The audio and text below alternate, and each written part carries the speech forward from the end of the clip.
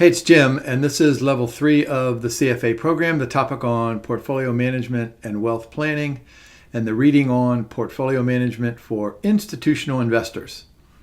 You probably know that this reading is 80-some pages long, so like we regularly do, we have divided this into two parts. Part 1, we'll just cover these first 3 LOSs. And I want to make a comment about potential exam questions here before we get into the body of the slide deck. Great exam questions, and these show up at the end of this reading, some commonalities and some differences. So we have a handful, of different institutions. And if you can remember the commons, and then you can remember the differences a little bit easier. And then, of course, we're going to focus on the investment policy statement, which includes things like liquidity needs and time horizons and risk and return objectives and different kinds of stakeholders. Then in part 2, we'll go ahead and finish up those last handful of LOSs. The beginning of this reading is kind of like a history lesson. Introduces these 4 types of institutional investors. And what I would like for you to do is to make this personal. As you're going through this slide deck and as you're studying, pick an institution that you know, like your own pension plan. If you don't have a pension plan, then just pick one out there. Just go to the Wall Street Journal and type in, the State of Arkansas pension plan or whatever it is. Sovereign wealth funds. Those of you who are golfers, this is a huge addition to our understanding with the PGA Tour and Live Golf and, the whole sovereign wealth fund that's behind that. So just imagine that as you work through these examples. University endowments, of course, you guys all went to college. So just wherever you went to college, just type in, what is my college's endowment fund? And then private foundations, some of you might not know about these that have a particular relationship, but this is easy to find. Just do a quick search for wherever you are in your local area, and just type in a private foundation, in Chicago, and you'll find one. Make that yours, and then we all deal with banks and insurance companies. So if you make it personal, then you'll be able to jog your memory about things that you've been through during the course of your just regular lifetime, and that will lend you with a better probability of answering those questions correctly on the exam. So here's the history lesson that I was referring to in the beginning of this reading. There's some numbers. I can't imagine that the Institute would ask you for $35 trillion in pensions, but this one's important here. Pension plans, liability-driven investment. We'll talk about this as we go through the slide deck. But the pension plan model is kind of creeping over into other kinds of institutional investors. And all this really is to make certain that you're aware of what goes on the right-hand side of the balance sheet and on the left-hand side of the balance sheet, and to be aware that those things are related to each other. Now, of course, they don't have correlation coefficients of exactly 1, but, it would be nice if they did. And that's why we do all that duration matching, and we talk about convexity and interest rate risk. We try to do all that stuff. $7 trillion for sovereign wealth funds. So, of course, the word sovereign means government. So these are government-owned investment funds. Recent decades, they've accumulated their wealth. Innovative investment strategies. All right, here we go. Think of the Saudi sovereign wealth fund had invested in soccer, and it's now invested in professional golf. So what does that sound like? It sounds like an awful lot like active management. I don't think you or I, and no offense to your personal wealth, could go out and buy shares of stock in the PGA Tour, because those things don't exist. And even if they did, we might not be able to afford it. Here's some information on endowment funds. I'm guessing if you read the Wall Street Journal regularly, you'll know about Harvard. They have this massive endowment fund. And then banks and insurers. There's $9 trillion. Now, this is where we've had these great conversations about this, liability-driven investments. We need to make certain, especially with banks and insurance companies, that what goes on the right-hand side of the balance sheet for the banks and insurance companies, which are things like deposits, and then what goes on the left-hand side, which are things, like loans for financial institutions. It's very similar for insurance companies. But they have, look at that bottom one there, complex and evolving, all sorts of different kinds of things. Here's a shift. I can't imagine that the Institute would ask this question, but I think it's important to understand history. You guys that watch my recordings know that I love giving history lessons. And so you think about how this the institutional investor attitude toward the investment policy statement has changed, pretty much since the advent of the CFA designation. And so notice as we go through each kinds of these different decades, we get a little bit more sophisticated, and a little bit more sophisticated. So who knows what happens when we get into the 2030s and the 2040s.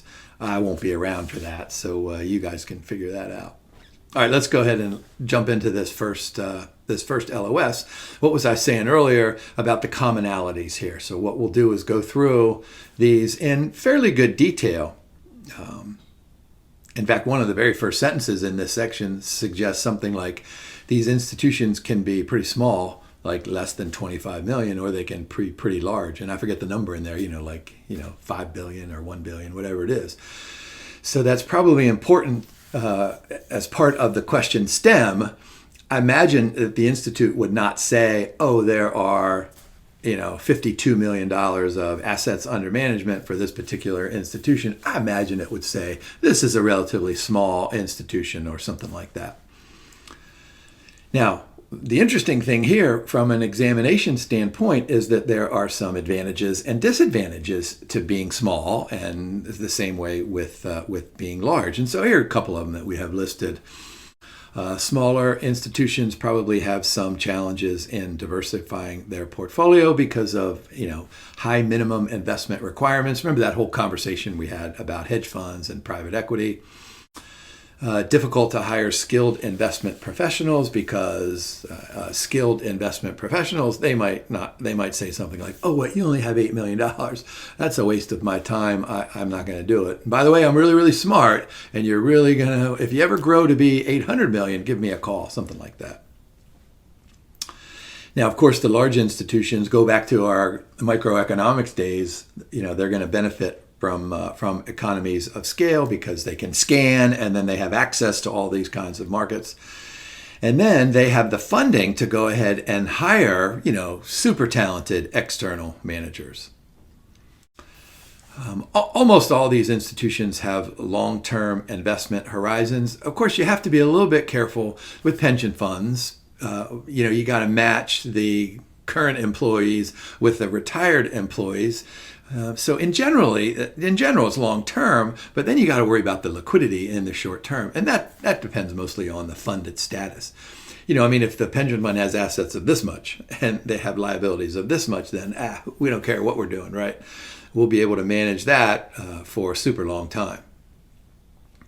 Banks and insurance companies, here, go ahead and think of your bank, or go ahead and think of SV Bank. What did they do? Over on their right-hand side of the balance sheet, they had all of these short-term liabilities, and then they took some of that capital, actually it was a large portion of that capital, and they invested in medium to long-term treasury securities and mortgage-backed securities, so interest rates go up. That's bad news. That's bad news on both sides of the balance sheet for those particular accounts. And so, Wall Street Journal journalists and editors were super critical of that asset liability management of SV Bank. So in general, long term, but for pensions and banks and insurance companies, you got to be a little bit sensitive about the right and left-hand side of the balance sheet.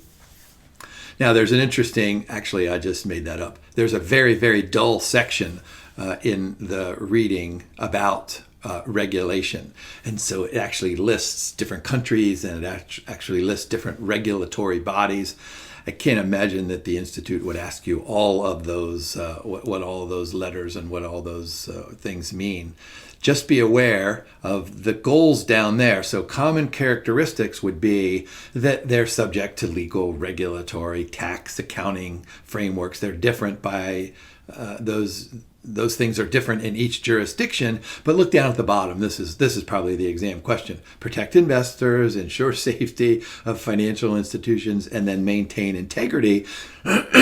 So go back to our professional standards, and that word integrity crops up all the time. And so, of course, it's applied to, these institutions. And then they have, this umbrella up here. And this umbrella, it could be just regulatory bodies, or it could be Congress and the lawmakers who are saying, you know what, unless you do this, we're going to throw you in jail. Although I'm pretty sure unless you steal money from an institution, if you violate some accounting framework, you're probably not going to jail.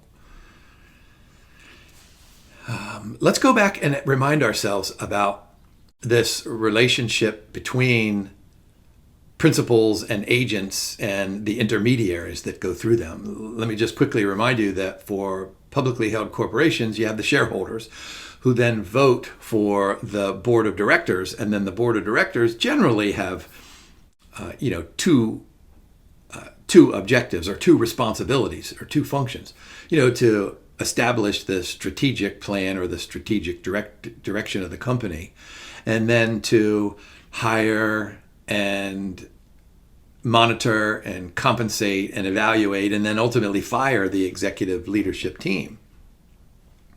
Well, that kind of a framework is almost exactly like what the Institute is talking about here in this section, with a couple of different exceptions. And so, you think about the board. What the Institute is saying in this reading is, the board, of course, they're part of the hiring and firing of, we've got these internal and external managers, and so they're probably part of that.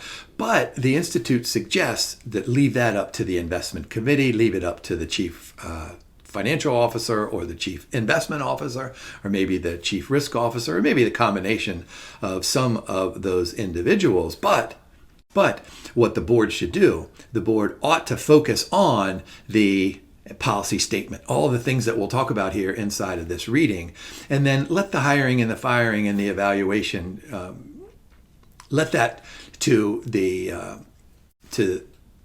chief investment officer. So who's on the board? We've got people from the company, we've got some employees, and we have independent directors. Let me just remind you that if you do a quick search of any company that like Procter & Gamble or Johnson & Johnson, and you look at their board members, they usually have one, maybe two internal board members, and then the rest are independent. So that is super important, and that's going to lend itself to monitoring and managing the principal agent problem that we'll talk about here in just a few minutes. All right, so here we go. Roles of the board. These are probably general questions that might show up on the exam. Establish the policy statement. So that makes perfect sense. And then remember that the risk objective and the return objective of an institution is going to be determined by, in general, two kinds of people. The beneficiaries, of course, but then the attitude of the board members. So define the risk appetite, set investment strategy, which probably includes some kind of a strategic asset allocation. The board is way up here. They probably shouldn't get into the details of maybe some tactical asset allocation. Let's leave that to the chief investment officer and then the internal or external managers. And then, of course, we want to delegate as needed to all of these kinds of things, but the delegation is probably left to the chief investment officer better. In fact, in the reading, the Institute uses the term best practices. All right, so we've got this investment committee, subcommittee, internal team of investment staff implements the investment policy statement. Now, I don't do this anymore, but I used to sit on a board, and I was part of the investment committee for a not-for-profit. And one of my responsibilities was, and I was the only one on the investment committee who was a CFA charter holder, and my job was just to kind of review the policy statement. And when the managers would come in and give us their reports, I would say, all right, here's the policy statement. This is what you're doing. Are you sure? And it was pretty obvious, and we had a great relationship with the managers. But the interesting thing is that they would always come to us and say, oh, you know what? This is your risk level. If you just expand it a little bit, then I can do this and this and this. And I would always raise my eyebrows and say, you know what? We'll think about it. All right, here's some other commonalities here. This is what we talked about, right? Implemented through the investment office. What we can do is we can in-house with internal managers, or we can have outsourcing depending on our resources. So that green column there, that relates back to size. So worry about this depending on resources and needs. Worry about that with the size of the institution. Yeah, outsourcing is very common for larger ones there. Consultants, of course, we're going to need help, right? Unless we're this massive company and we have experts in-house, we're probably going to need to hire somebody out there. Yeah, look at the orange column out there for banks and insurance companies. So what is this? Primarily manage investing and risk. So balance sheet. This is what I was saying earlier. And of course, the banks and insurance companies, they're probably the most regulated of any of these institutions, although some might argue that pensions can be thrown in there, but they have tremendous amounts of regulation. So the compliance staff, has to be experts, of course, in the law, but then they have to be experts in finance law, and then they have to be experts in being able to convince all of the internal and external managers and the board and everybody that, hey, this is what we need to be doing. Here's the slide on this principal agent problem. Let me just quickly remind you, back in publicly held corporations, what do we have? We have the shareholders voting for the voting for the board of directors, and then they hire the executive leadership team. That executive leadership team is hounded on a daily basis by competing objectives. What's the goal of any individual is to maximize self-interest. There we have that blue box over there. Maximize their own personal wealth.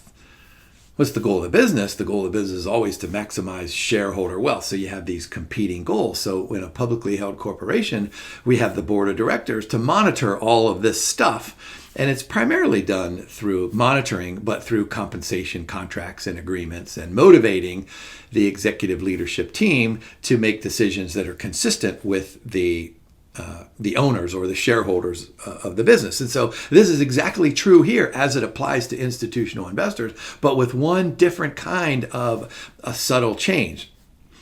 What we're worried about here is not so much internal money managers, but external managers when there are compensation agreements that are not consistent with probably what shows up on the risk and return objective. In fact, the reading does mention conflicts of interest, and it says something like, hey, let's make sure that, look over in the right-hand side there in that bottom box, high base fee structures that do something that's probably not consistent with what that policy statement. So remember, principal agent issues, think about what we talked about in level 1 and level 2, but then high base fee structure. That'll probably get you lots and lots of points on the exam. All right, what's the solution to that principal agent problem? And the solution is what I tell my students and what I've said to you guys over the years is, hey, when you have a problem, figure it out.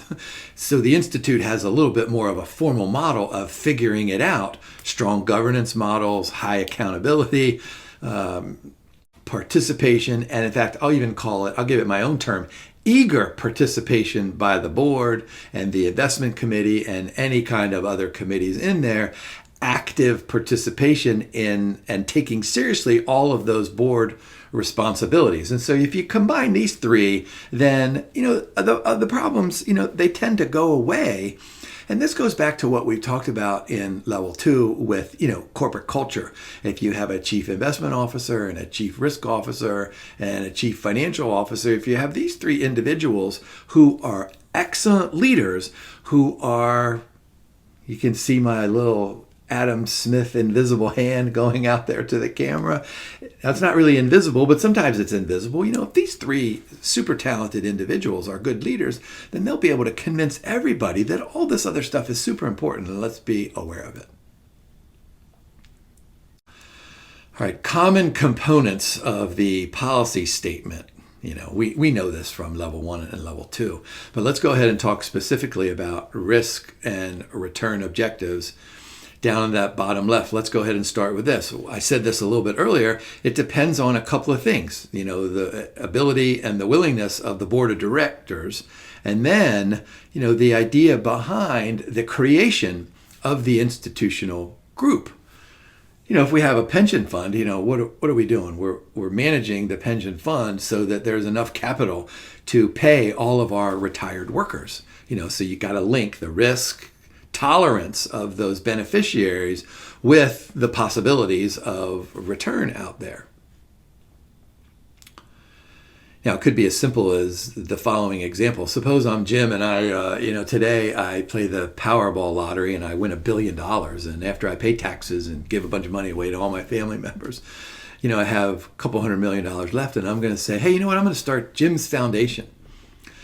So I create this foundation and think about the extremes. I could say that what I want the investment committee to do is I want them to take $100,000 every day, and I want them to go to Las Vegas and play blackjack for 10 minutes and then bring all the winnings back, whatever it is. All right, so there we go.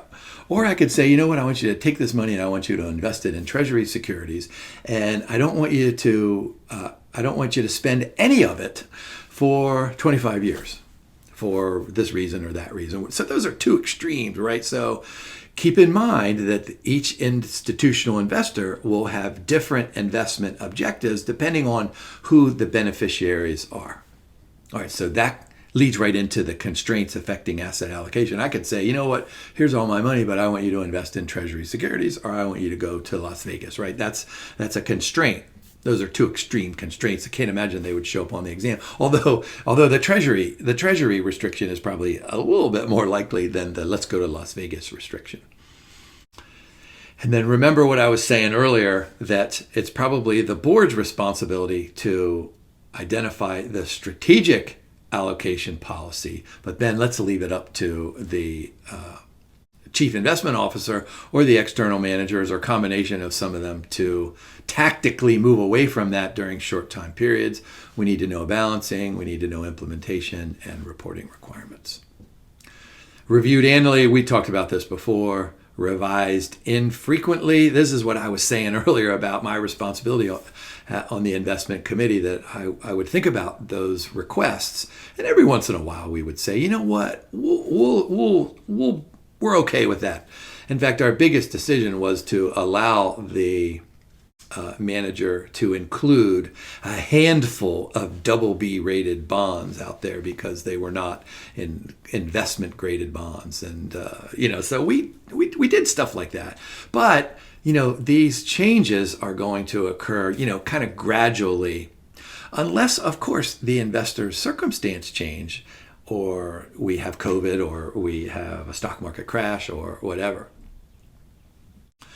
And remember, those investor circumstances, those are a function of the beneficiaries. So think about a pension. If you're the pension fund manager and you have no retired workers, and you have all these workers over here who are contributing to this, maybe the firm is contributing, maybe they're contributing. We'll talk about the difference between the two plans here in just a little bit. But you have all this money and you have no liquidity needs. And then all of a sudden the firm says, hey, you know what? We're going to give early retirement to these 29 people, and all 29 take it. So you go from having no liquidity needs to having substantial liquidity needs. So that's what significant changes. So if it's a pension example, look for something like that, a dramatic change in the number of retired versus working employees. This is what I was saying earlier. It's the board's job, what did I say earlier, the strategic plan or the strategic direction, so that organization's mission, which might come from the long time ago, maybe hundreds of years ago. And so we need to continue to establish. Those of you who read the Wall Street Journal, I won't give you any names, that there are lots and lots of these private foundations and some foundations that are established by founding fathers or mothers of a corporation and that have kind of strayed from the original mission. Now, let's go ahead and quickly go through banks and insurance and some pension funds that are unique characteristics of the policy statement. Expected return on assets, expected cost of liabilities. So that's that, liability-driven investment. That's the asset management function that's so important for banks and insurance companies. And so look at that fourth block point there. We need to be aware of the economic relationship between assets and liabilities. And so I'm guessing what the Institute will do on an exam question, which is what I would do, is say something like, here are the assets and here are some of the details, and I give you details, expected return according to the capital asset pricing model, 10%, whatever it is.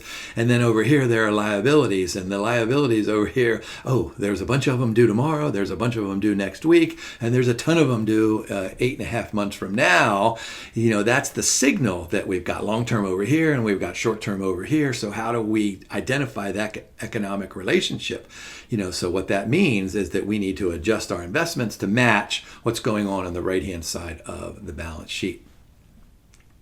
Now, for pensions, what we need to worry about are the relationship between the value of the liabilities and the value of the assets. We call this the funded status. So if we're fully funded, that's super great. But most pension funds, as you know, are not fully funded. They are underfunded. Although there are some that have a surplus. So we talked about this in level 3. We're not talking about it now, but at other parts of level 3, what if you have a surplus? Well, then you can manage the surplus rather than in addition or with different kinds of risk and return objectives. Now, endowments, especially university endowments, maintaining long-term purchasing power. I hear this at my school all the time.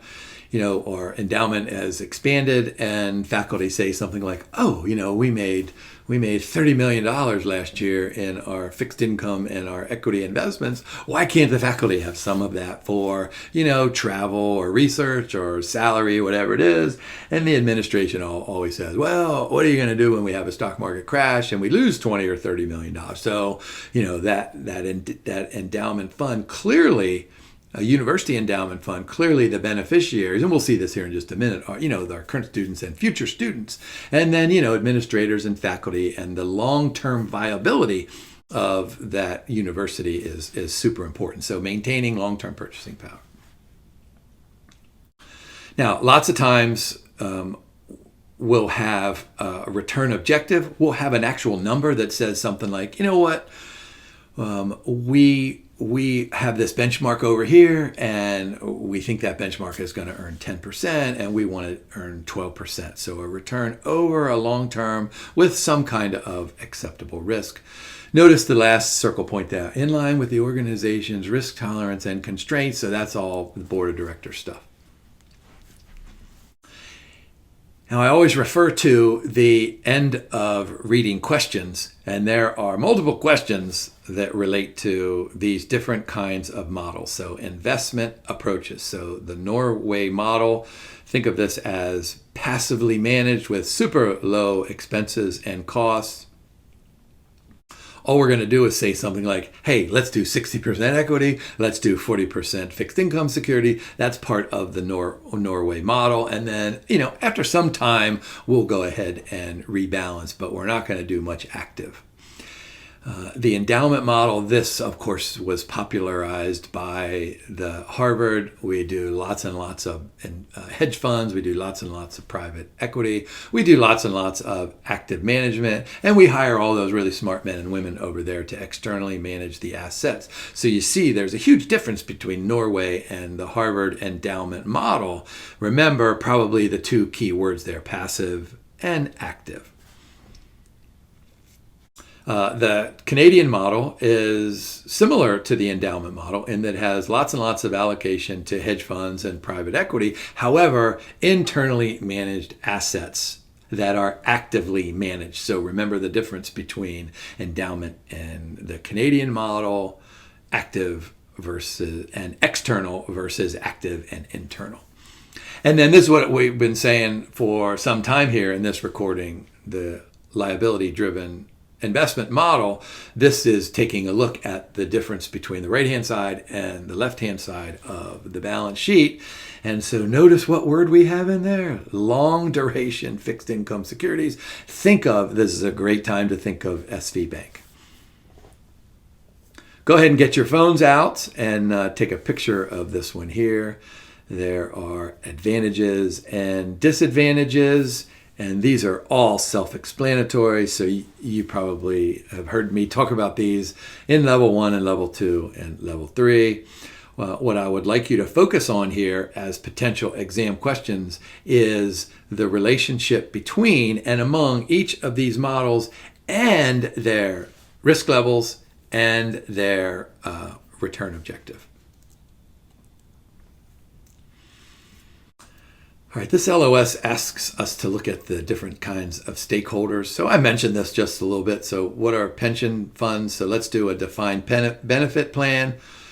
So what that means is that the employer sets aside a whole bunch of capital. Maybe the employee has to contribute some.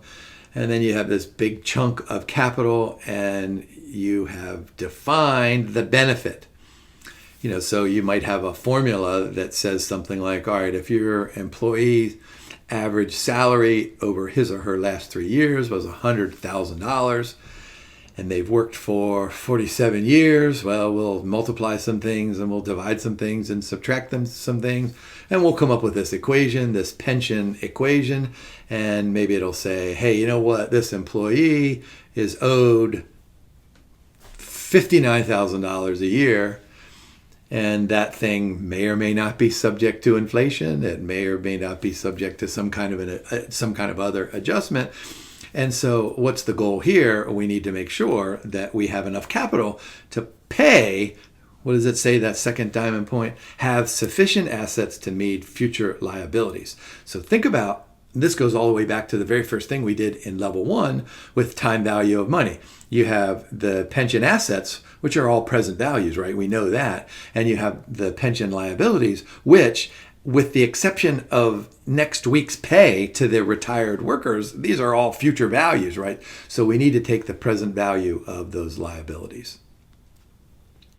All right, so who are the stakeholders here? So the sponsor, they make the plan contributions. The participants, so these people receive their retirement income. And so what are they worried about? They're worried about the employer going bankrupt, right? Defaulting on their retirement income. Think of Enron. These poor Enron employees, they were getting their compensation in Enron stock. They were putting their retirement into a pension plan that included mostly Enron stock. So when Enron went bankrupt, they lost their life savings, they lost their job, and they lost their pension. Right. Success of the pension depends on the performance of the investment staff and the committee and the board. We said all that. All right. So governments, there are tax savings. Of course, you guys know about all those tax savings.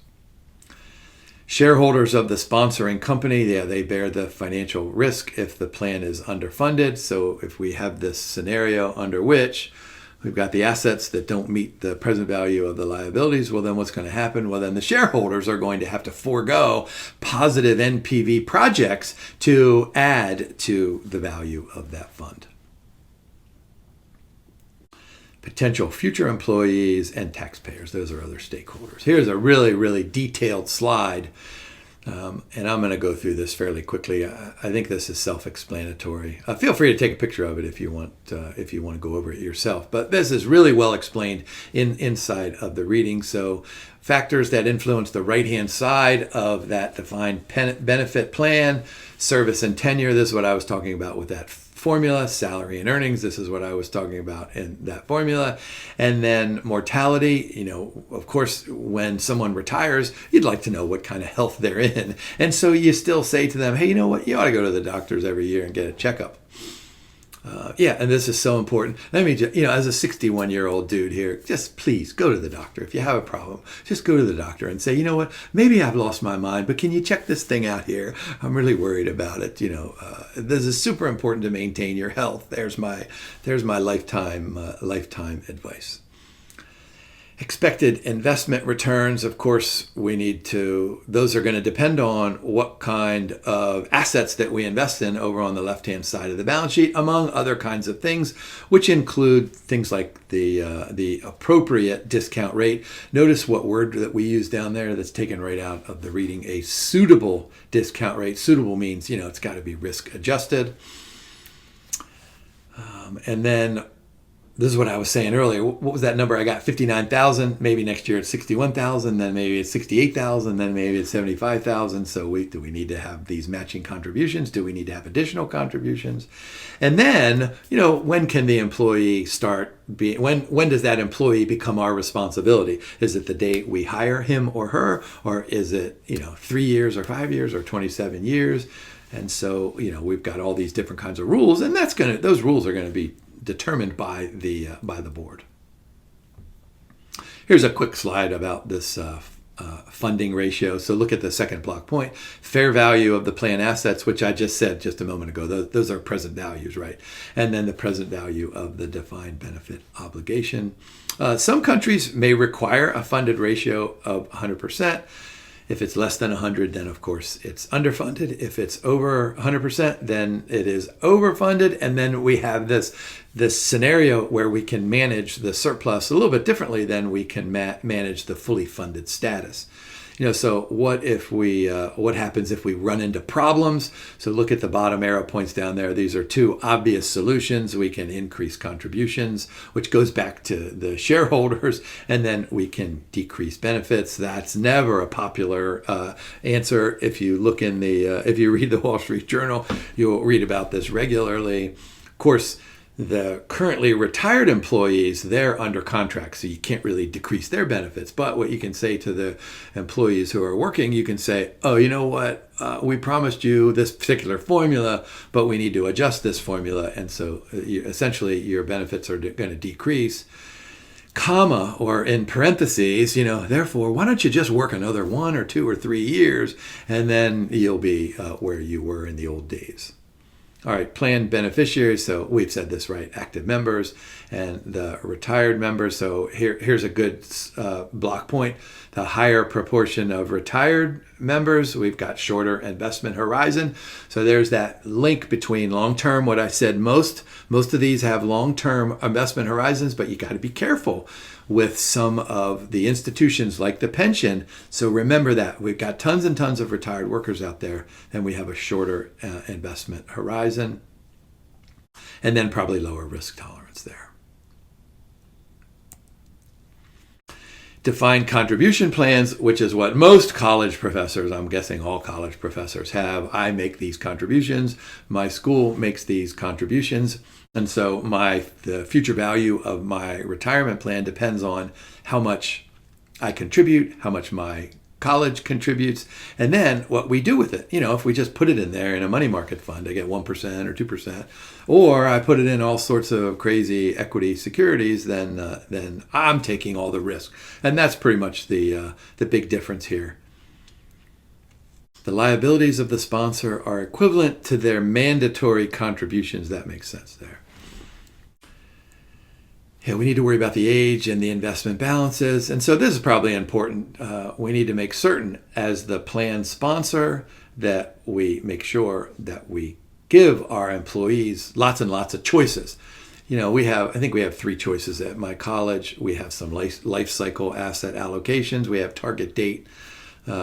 Personally, I don't do any of those things. I just go in and I'll change my allocations based on whatever I've been reading in the Wall Street Journal and whatever the CFA Institute tells me as I'm reading all their fantastic materials. Here are some additional stakeholder interests that might show up on the exam. All right, so the plan sponsors, they contribute, they oversee, board of directors do the same thing, inform participants.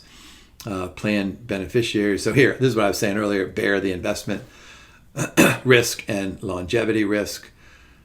If I were to pass away before I'm done working, well, then I think just my wife is my beneficiary. I don't think my children are on my pension fund. Don't tell them I said that. And then, of course, governments provide all sorts of tax incentives. Here's another good time to get out your phone, take a picture of the difference between those two types of plans. So what the Institute will do is they'll say, hey, this is a defined benefit plan, or this is a defined contribution plan. And then you should know all this stuff here. And this is kind of a summary of what we've been talking about. Go ahead and take another picture here. This is a little bit of a summary, but there's some extra details in here about liquidity that you probably should go over. So go ahead and take a picture of this, but these are obvious notions. All right, how about moving on to sovereign wealth funds? So think about Live Golf and the PGA Tour. Here are some different types. Budget stabilization funds. So what does that sound an awful lot like? That sounds an awful lot like here's this fund, and what we want to do is we want to put some capital in here, and we want to preserve that capital, and we want to generate a return above inflation.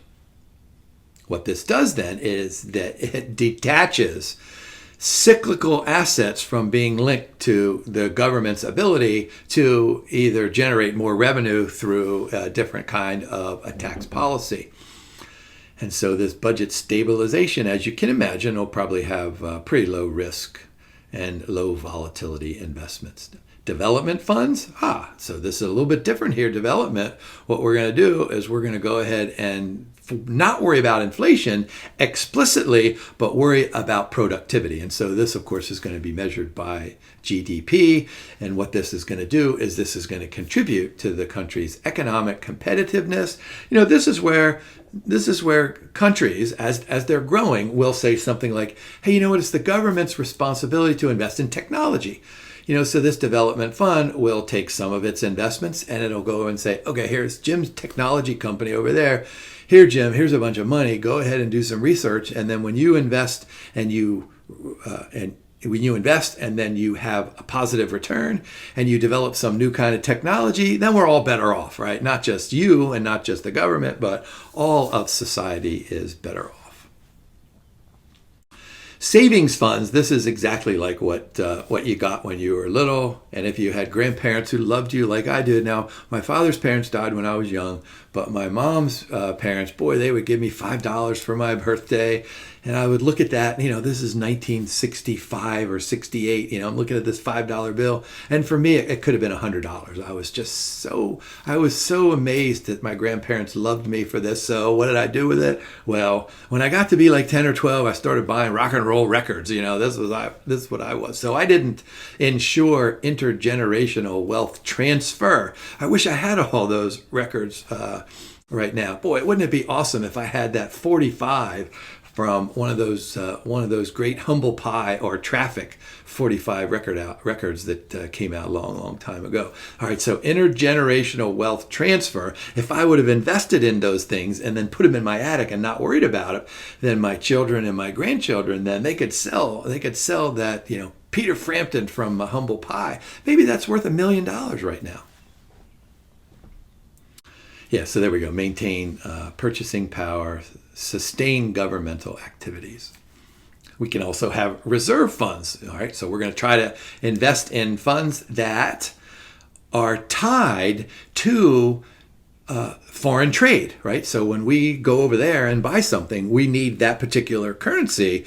And so it makes sense for us to hold a bunch of that currency somewhere, right? So we call these foreign exchange reserves. So we have this reserve fund that helps support what we're doing in the international trade. So look at this, look at that bottom part there, that bottom finger point, international purchasing power. And then pensions, this is exactly what we've been talking about here, so that we can make sure that we have enough to pay all of our elderly when they decide to retire. I'll go ahead and comment and say, here in the United States, we have Social Security, and there are lots of people who are worried about those long-term viability and those long-term benefits. All right, stakeholders, the citizens, the government, the board, the managers, and external asset managers. That makes perfect sense there. Yeah, liabilities and investment horizon. All right, so these sovereign wealth funds, they vary in all of their different kinds of objectives, depending on which of those 5 that we just described in those previous slides. They might have different goals, they might have different objectives, they might have different time horizons and different liquidity needs. And so here we go. Here's a couple of diamond points that illustrate some of those differences. Now, budget stabilization funds, there's lots and lots of liquidity in there, so low risk and highly liquid assets. Development funds, the liquidity depends on their mission. So you'll probably have a sentence or two inside of the question stem that would lead you to suggest, hey, you know what, this is low liquidity, this is moderate liquidity, or this is high liquidity. But lots of these have low liquidity. So tend to the low liquidity side unless there's something to indicate that there are high liquidity needs. And one of those indications is that last block point there, due to long-term investment horizon. So if there's something that says in the question stem, hey, here's a development fund, but we have some liquidity issues, well, then that must mean that we have a shorter time horizon. Savings funds has low liquidity, reserves funds probably moderate, and then the pension, those probably shift over time. Although there are people, according to the demographics of just kind of world population, wherever you go, there are a bunch of people who are 65 years old. All right, how about we move on to endowments? So look at the 3 beautiful illustrations. We have universities, churches, hospitals. There are others out there, but these are probably the main ones. Funded through donations to support key services. And those donations, they can be just actually going out and saying to someone, hey, you know what, can you donate some money to us? Or they can be events. I play in a handful of golf tournaments throughout the year that are used to support things like universities and churches and hospitals. And so they take a part, I might pay $200 to play a round of golf, and they might take 50 of that, and that goes to the golf course, and they take 150, maybe another 50 of it goes to all the expenses, and then they have 100. So those donations don't have to be exactly direct donations. They can be indirect donations. Yeah, so what do these endowments do? They invest in capital markets, long-term service provision, intergenerational equity. We talked about that. So the board or the trustees, they preserve equity among generations. This is what I was saying to you earlier, that the administration at my college, they always say, oh yeah, we're making a lot of money in the stock market. However, what if we lose a lot of money in the stock market? Stakeholders, I said this before, current and future students. Alumni, this has everything to do with the branding of the college. I mean, clearly Harvard is super proud of their endowment. They're the largest university endowment, and they tell everybody about it, and well, they should. It's a tremendous success story. And success stories in the investment world ought to be admired. And they not ought to be frowned upon, and clearly they should not be taxed. There's my little editorial for the day, unless there's some taxable implications out there, and of course there are some, but that's not the conversation we're having here today. Current and future faculty and administrators, the larger university community donors, the board, financial services. So think about all those stakeholders here. Think about all that as tied to the branding and the brand name of that particular university. Now, the liabilities, this is determined by, pretty much the president of the college in conjunction with the board of trustees. And what they'll say is something like, we would like to take 5% of the fund and put that into our annual operating budget. 5%. Could be 4%. I think the reading might even suggest, 2% to 7% or something like that. This is really interesting, from my personal standpoint, because I see this on at least a monthly basis at my school, where there's a battle going on between, how much should we take out of that endowment and put it into the annual budget. And of course, the idea is that, boy, it'd be great if the college were completely self-funded. But most colleges need to rely on that endowment fund. So the endowment fund has to grow like this, and then that 5% has to grow like this, right? So, so you can continue to grow and maintain the brand name. So if you get to a question about a university or even a church or a hospital, think about the brand name, and that ought to be able to answer that question. Yeah, key liability considerations, universities' fundraising capacity, that makes sense. Ability to issue debt. What you guys may know and you may not know is that colleges and universities have the ability, I'm not sure if that's the right word, they have the capacity or they have the timeliness to issue bonds in conjunction with local municipalities. So it doesn't have to be just a private institution bond issue. It can be some type of municipal bond issue. And so that, of course, then depends on the strength of the tax base inside of that municipality.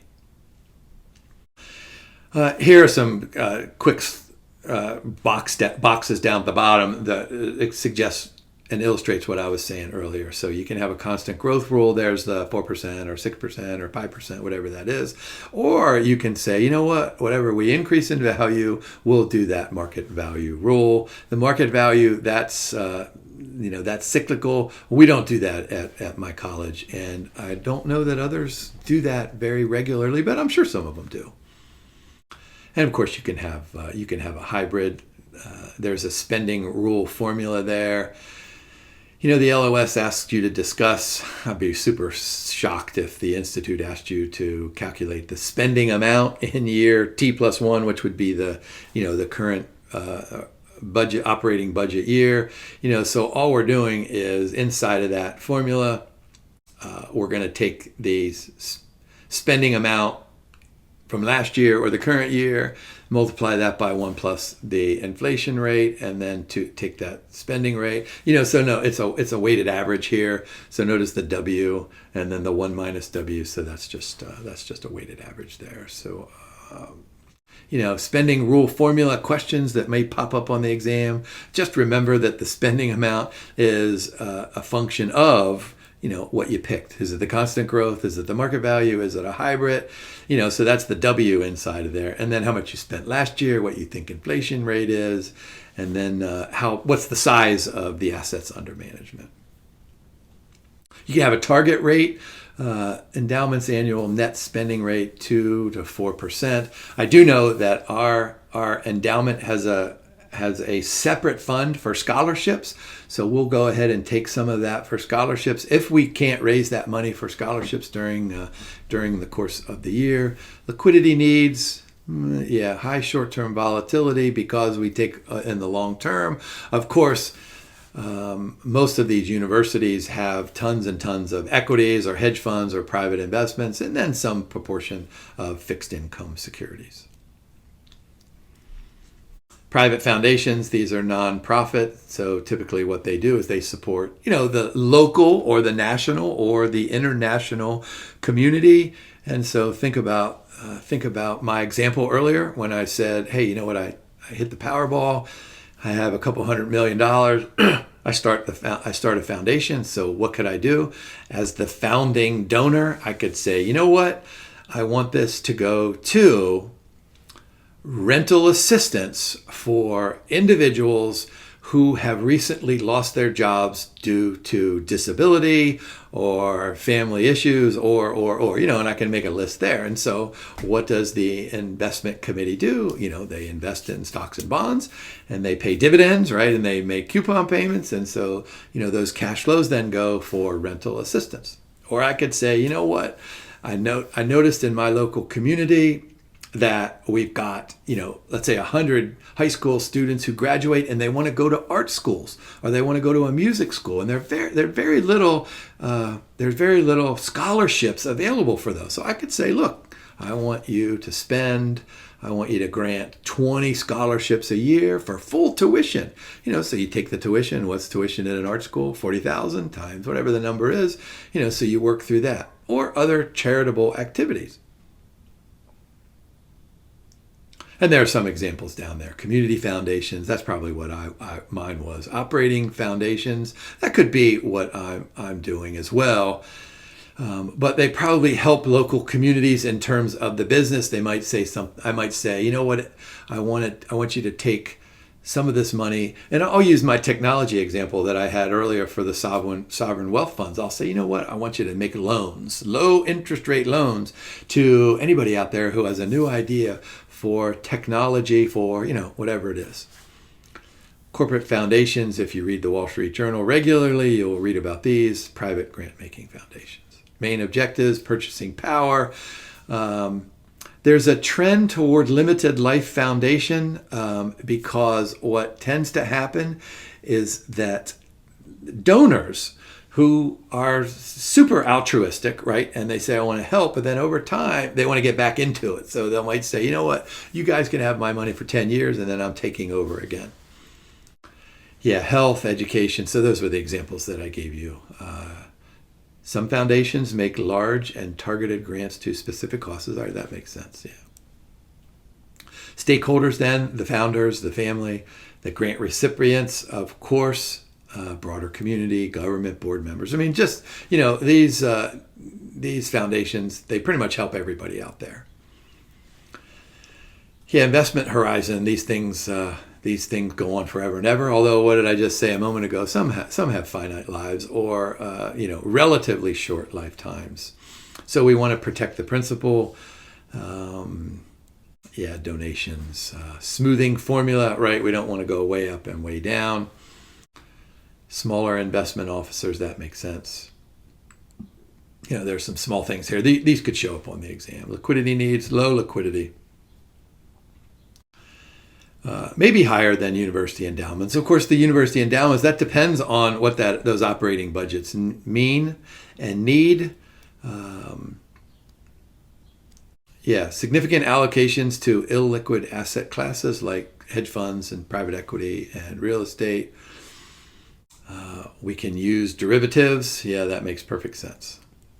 Go ahead and get your phone out. Take a picture of this. University endowments versus private foundations. There's lots and lots of commonalities in here, but there are some differences, so I would just go through and know those differences. All right, our last one here, banks and insurance companies. So what do? We accept deposits and make loans. What are we trying to do? Safeguard assets, execute transactions in securities and cash. So this has everything to do with the right-hand side of the balance sheet and the left-hand side of the balance sheet that I've mentioned many times in this recording. What they can do is they are writers of options, and they participate at least partially in the futures market. And then, of course, they're huge counterparties in the swap market. Go back to the 2008 financial crisis, and there are a bunch of these financial institutions that lost tons of money because of they were thinking that those premiums paid to them on credit default swaps, of course we can't call them premiums because it sounds like insurance, that those were free money, and in fact they turned out to be not free. All right, how about insurers? So they sell policies, they collect premiums, and then they pay claims when they're due. So you got the life insurance companies and you have property and casualty companies. So, think about this. Both sides, life insurance and P&C, they're collecting premiums, right? Every day they get premiums in there. And so what are they doing? They're taking that and they're paying their operating expenses, right? Of course. And then what's left over, they go and invest it. Well, what would be ideal for an insurance company would be to know exactly when those of us, right, you and me, we're participating in this market, when we're going to crash our car, when our house is going to catch on fire, and when we're going to get sick and when we're going to die, those things. Now they know when a pool of us is going to do this on average, but they don't know which individual of us is going to do this. So this offers a tremendous challenge. And that's why we said in one of those very first slides about the LDI model, which is really almost the same thing as we talked about here. It's the right-hand side and the left-hand side of the balance sheet. All right, so here we have differences and commonalities in stakeholders. So all you really need to do is memorize those last three down on the bottom. They don't show up for insurance companies, so you ought to be able to answer that question. All right, bank liabilities, deposits, more than half of total. So think of deposits. All we need to do is to whip out our debit card and go buy something, and there we go. The bank has to take money out of our account. So those deposits, I don't even think it's fair to say it's short term, but it's instantaneous liability. What's the duration of a deposit? Now, of course, banks are super smart, and you guys know this better than I do, is that you know exactly what percent of those total deposits are going to flow out today, how much are going to flow out tomorrow, and then next week and next month. And so that liability management is keyed on being able to know exactly what that chronology of those deposit outflow is. Then you can have short-term funding, just how about if I just use the simple example of a 1-year certificate of deposit or a 6-month certificate of deposit, and then long-term debt, of course. Types of deposits, I don't even know if this is true anymore. Time deposits, interest-bearing accounts, right? Demand deposits, they like checking. I don't know. I can't even remember the last time my wife and I wrote a check. We have a checking account, but none of our children have checking accounts. They have a debit card and they use it like a credit card, right? And then they Venmo or they do, I don't even know what all those other things are. I let my wife take care of that stuff. However, I'm guessing that you younger people ought to know the difference between time deposits and demand deposits. Bank investments, operate indefinitely. Although what do we know about banks? They don't have an indefinite time period. They need to make decisions as if they were operating ongoing concerns. But lots of banks get taken over. Lots of banks go bankrupt. Lots of banks are taken over by the government. So I'm not quite sure how that fits in to the stakeholder part of this LOS. The insurance companies, there's the focus on asset liability management. Of course, this is super important. Go ahead and take a picture of this one here.